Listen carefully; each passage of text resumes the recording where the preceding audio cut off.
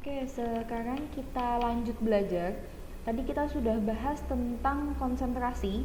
Sekarang kita masuk ke materi pokok dari sifat koligatif larutan. Yang pertama, sifat koligatif larutan adalah kenaikan titik didih larutan. Nah, kita lihat dulu ini. Tetapan kenaikan titik didih molal atau KB adalah besarnya kenaikan titik didih untuk 1 molal larutan.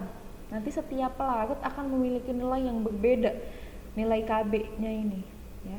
Sebelumnya ini ada sesuatu yang baru kalian lihat. Ini namanya adalah diagram PT ya. Kita lihat dulu di sumbu X ini ada T, temperatur atau suhu.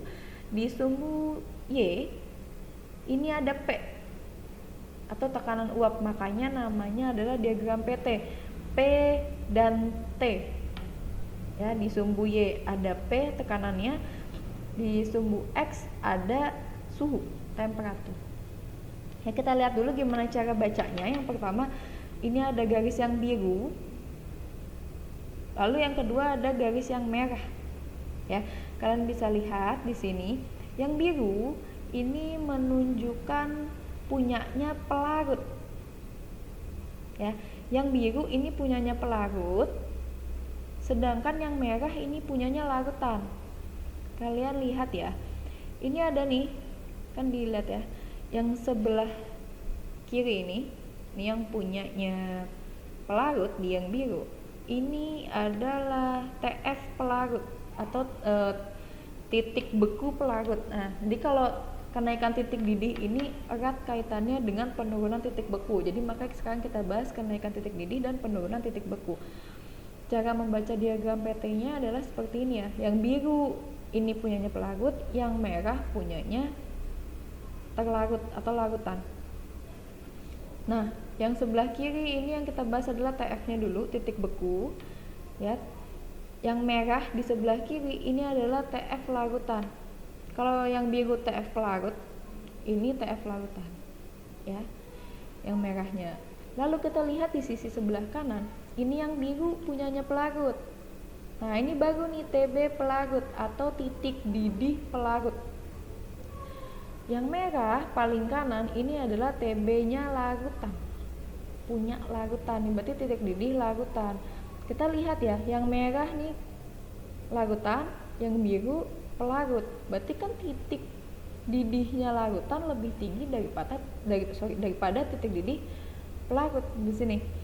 Nah, makanya ada di nih, selisih antara TB larutan dengan TB pelarut adalah delta TB atau kenaikan titik didih larutan. Ini yang sekarang akan kita bahas ya, fokusnya di sini. Ini namanya diagram PT, tadi Ibu sebutkan dulu diagram PT. Nanti kita akan ketemu diagram PT lagi ketika kita bahas penurunan titik beku. Ini kita next slide. Ini ada tetapan kenaikan titik didih molal beberapa pelarut. Kalian lihat ya, jadi tiap pelarut itu nggak sama. Pelarut yang umum kita gunakan adalah air. Nilai KB-nya adalah 0,52 derajat Celcius per molal. Nanti ini yang banyak dipakai di soal. Kalau misalnya soal nanti tidak diketahui KB pelarutnya, berarti diasumsikan pelarutnya adalah air. Yang kita pakai KB-nya adalah 0,52. Tapi kalau dikasih tahu, misal pelarutnya adalah benzena, maka kalian gunakan nilai KB benzena. Nanti biasanya dikasih tahu di soal. Kalau air jarang dikasih tahu. Kalau nggak dikasih tahu nih, nggak ada data apa-apa, pelarutnya apa, berarti yang digunakan adalah air. Nilai KB-nya 0,52 derajat Celcius per molal. Ya. Kalau yang lain nanti biasanya dikasih tahu, ini nilai KB. Di mana kita gunakan KB? Di sini. Oke, kita lihat ya. Berdasarkan tabel dapat disimpulkan bahwa besarnya kenaikan titik didih larutan merupakan hasil kali antara tetapan kenaikan titik didih molal atau KB dengan konsentrasi molal. Kenapa? Karena tadi kita lihat di slide sebelumnya ya, satuannya KB adalah derajat Celcius per molal. Berarti si kenaikannya ini dihitung per molal. Sekian derajat Celcius per molal, maka kenaikan titik didih harus dikalikan dengan molalitas larutannya ya. Delta TB atau kenaikan titik didih sama dengan KB dikali M kecil. Ini molalitas. Maka titik didih larutan merupakan titik didih pelarut ditambahkan dengan besarnya kenaikan titik didih, atau titik didih larutan TB ini ya sama dengan TB0. TB0 ini titik didih titik didih pelarut, yang TB ini titik didih larutan. Ya, titik didih larutan sama dengan titik didih pelarut ditambahkan dengan kenaikan titik didih. Oke. Oleh karena kemolaran larutan dapat dirumuskan dengan, nah ini ya rumusnya ya, kita bisa masukin langsung rumus yang kemarin nih, yang tadi udah kita bahas adalah rumus molalitas. Ini masukkan rumus molalitas, ini KB, ini delta TB ya. Jadi delta TB sama dengan KB dikali molalitas larutannya. Kalian tinggal masukkan angkanya saja, nanti di soal pasti diketahui berapa molnya. Biasanya yang diketahui adalah berapa gram zat tersebut yang terdapat di dalam larutan. Lalu ada volumenya, volume larutan atau massa pelarutnya ya. Ini jadi bisa dihitung langsung delta TB sama dengan KB dikali N dikali 1000 per P.